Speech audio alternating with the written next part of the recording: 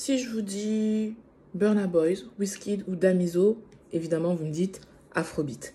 Mais est-ce que vous savez qui a créé ce style musical? Fela Kuti, et oui, c'est lui, naît le 15 octobre 1938 au Nigeria et mourra le 2 août 1997. Et c'est lui la figure emblématique, le créateur de l'Afrobeat. Mais encore plus que ça, c'est une figure marquante de la musique africaine et surtout de l'engagement politique. Pionnier incontesté de l'Afrobeat, il va réussir à fusionner différents styles musicaux pour créer un genre novateur qui est profondément ancré dans les réalités sociopolitiques de l'époque et utilisé comme puissant vecteur de contestation contre l'injustice.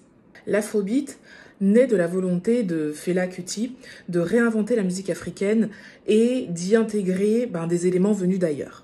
Durant ses séjours, que ce soit en Europe ou aux États-Unis, il est forcément confronté au jazz, au funk, au high life, ce dernier étant très populaire en Afrique de l'Ouest. Donc il va combiner le style improvisé du jazz, le groove entraînant de la funk, et bien sûr il va ramener les mélodies traditionnelles nigérianes pour créer un style totalement inédit.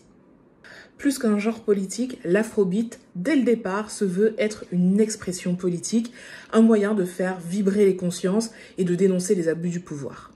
Fela Kuti a grandi dans une société où la ségrégation et la corruption sont monnaie courante. Donc ça va l'amener à très tôt développer cette conscience politique aiguë qu'il va exprimer à travers ses chansons.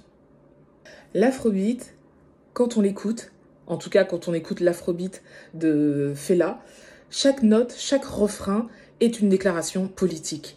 Avec des textes qui sont incisifs, il dénonce la dictature militaire, la corruption endémique et l'ingérence des puissances économiques et coloniales et post-coloniales. Alors bien sûr, quand on est militant, c'est pas sans conséquence. Il sera arrêté de nombreuses fois, sa maison perquisitionnée de manière très violente. Il y aura des répressions de la part du régime nigérian, évidemment.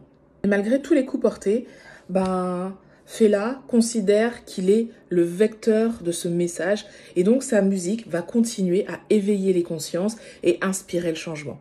Et aujourd'hui encore, beaucoup d'artistes, dont des Burna Boy, dont des Damso, vont citer Fela Kuti pour avoir créé ce mouvement, pour avoir créé cette musique qui est plus qu'une musique, comme je vous l'ai dit, qui est vraiment un mouvement pour la libération des consciences. Est-ce que vous le connaissiez? Si oui, qu'est-ce que vous pensez de son histoire?